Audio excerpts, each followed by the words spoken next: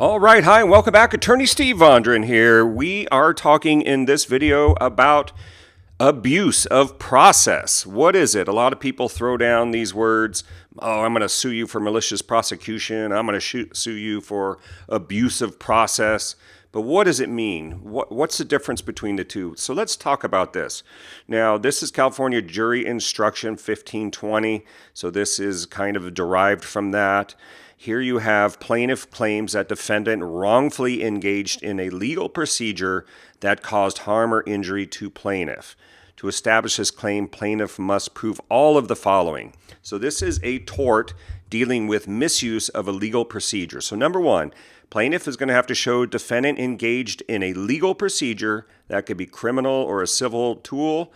And this tort requires a willful misuse of a legal procedure or litigation tool. We'll talk about this in a second. Number two, plaintiff must prove defendant intentionally used this legal procedure for an improper purpose that the legal procedure was not designed to achieve. So there needs to be a willful act with an ulterior motive intended to promote an injustice or an illegal objective. These are some of the buzzwords. If you're writing your complaint or you're a defendant, you're filing a countersuit, these are the key buzzwords you want to get in there, and you want to be able to have facts to establish these. Number three, plaintiff needs to show that the plaintiff was somehow harmed. And number four, that the defendant's conduct was a substantial factor in causing the harm. Okay, so those are your essential four elements. It's a misuse of a judicial tool for improper purposes and usually to try to gain some kind of improper advantage. Now, let's talk about, I have some notes here. Let's talk about distinguishing this with the tort of malicious prosecution. So if you want to know more about malicious prosecution, we did a video on that. Just Google Vondran malicious prosecution video, and I have a specific video on that. But the short nuts and bolts of that is malicious prosecution is somebody filing a lawsuit with no grounds, with no valid grounds, just for the purposes of harassing and annoying and causing other kinds of damage. So malicious prosecution, that only arises after a case ends in favor of a party and it basically they won. It was in favor of them and court found there to be nothing to it or even a finding of frivolous. So that's malicious prosecution. It's a little bit different. The abuse of process is things you're doing during a litigation, and this may raise a counterclaim actually during a litigation. Okay, we'll talk about that in a second. Please note on Section B, the mere filing of a lawsuit is not enough for abuse of process. So the mere fact of somebody suing you is not enough to say, I'm going to countersue you for abuse of process. You don't want to do that, okay? Number C requires more than just ill will against an adverse party. So you need more than just, somebody with ill will. You need a willful misuse, as we have here, and willful misuse of the judicial process to try to coerce or take advantage in a way which is not authorized by the process. So this is doing things under the power of the court to gain unfair advantages and things like that. Okay, we'll give you some examples in a second.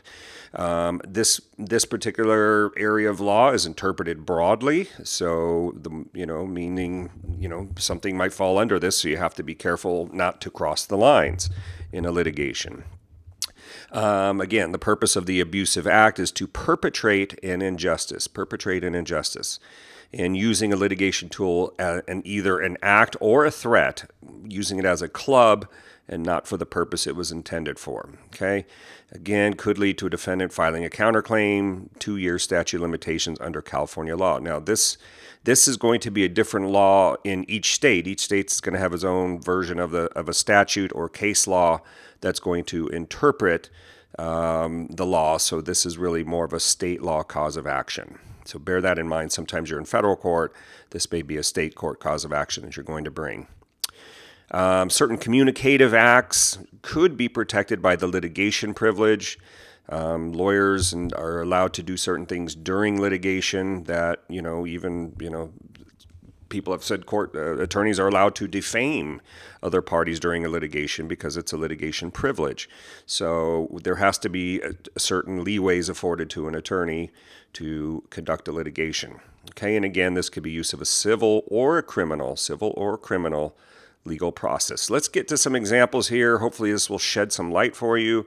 Again, mere filing of a lawsuit is not enough. I can't tell you that enough times. People mess that up all the time. For example, improper and unjustified depositions. You're setting a deposition of a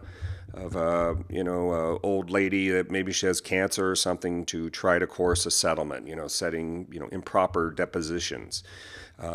Issuing subpoenas to force testimony in bad faith designed to harass or bully your opponent. So bad faith subpoena process. There was a case in California came down. It was a service of summons and complaint at midnight, trying to harass and intimidate the party. Wrongful use of attachment proceedings. This could be in garnishment or levying personal property or using the power of a writ of attachment in a elder abuse case where there's really not grounds. So those kinds of things can amount to abuse of process. We have a few more down here. Knowingly filing a false declaration of service.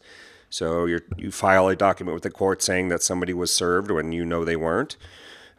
Here's another one, bad faith appeal. If you lose a case and you just go and file it in bad faith. I mean, I've had attorneys tell me, even if you win, we're filing appeal. We don't care. It's just like, well, you might want to think about it because sounds like you're setting yourself up for an abusive process claim. You're just going to file just to harass us. So so you have to be thinking about those kinds of things. But again, something like that perhaps falls under a litigation privilege. Again, wrongful attachment of property, using the court's eviction power to evict somebody, to evict a tenant under false pretenses, making false misrepresentations of fact. Let me just put an F there. Making false misrepresentations of fact. Now, this is one that came down recently in a Malibu Media adult pornography case, and that's from New Jersey. But the defendant was making allegations that in amending the complaint, that there were some false statements of fact being made, and the Malibu Media went to file a motion to dismiss the abusive process claim, and the court said no, that they stated a cause of action. So that's a real interesting case in the Malibu Media area defense. And as most people know, we handle Malibu Media and Strike 3 Holdings cases and a lot of other movies. So that was a really important case to keep an eye on. Doesn't mean they've won it. It just means it wasn't dismissed. Okay. And final example, illegal recording of phone calls to obtain evidence. There's different rules in different states. There's one-party consent states like Arizona. There's two-party consent states like California. Then you throw in the federal law as well. So you have to make sure you know when you're recording properly and when you're not. Potential remedies, what happens if somebody's found violative of an abusive process claim? The plaintiff can seek compensatory damages. Any damages are out. I found a case called Spellins versus Spellins that allows for mental suffering. So even mental and emotional damage could be subject to that. For example, the person that was woken up at night, or maybe the old lady that got dragged into the lawsuit, things like that. And also, key to this kind of case is punitive damages. So punitive damages, you have to prove those per California Civil Code Section 3294.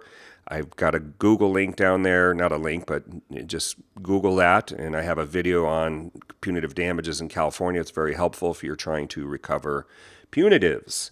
Okay, so that's about it. Attorney Steve Vondran here, just as general legal information only and not legal advice or substitute for legal advice. Do not rely on this information. Copyright 2018, all rights reserved. This is an advertisement and communication. Hope you liked our videos. If so, please give us a thumbs up. That helps us out in the rankings. And don't forget to subscribe and get some of this great legal information, general information. And as we like to say, be smarter than your friends. Attorney Steve out. Have a great day. We'll talk to you again.